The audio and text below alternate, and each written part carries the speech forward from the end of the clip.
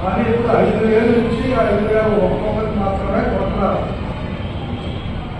కేంద్రాలు కూడా మన ఆందోళన తర్వాత 29 కేంద్రాలు మార్కెట్ జిల్లాలో ప్రారంభించారు, కొనుగోలు చేస్తారు. సరే, ఇప్పుడు రైతులు దాన్ని కూడా అమ్ముకోవడానికి సిద్ధపడ్డారు. కారణం ఏంటంటే 3 సంవత్సరాలు కూడా ఉన్నాయి కోల్డ్ స్టోరేజ్లో. అది కొత్త పంట వస్తే వీటిని కూడా కోల్డ్ స్టోరేజ్ పెట్టి ఎంతకాలం అమ్ముకుంటున్నా ఉండాలి. కాబట్టి అమ్ముకోవాల్సిందే.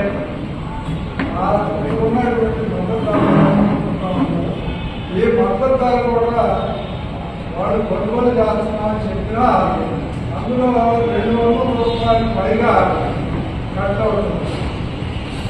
కారణం ఏంటంటే దాన్ని శుభ్రం చేసే పేరుతో డిస్కౌంట్ పోతే 100 రూపాయలు కింద వస్తుంది.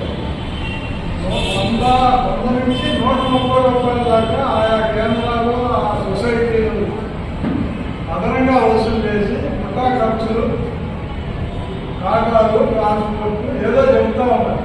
వాస్తవానికి మార్కెట్ సిస్టమ్ ప్రకారం ట్రాన్స్పోర్ట్, డోకాలు, ముఠా కూలి మొత్తం మార్కెట్ పెట్టుకోవాలి. కానీ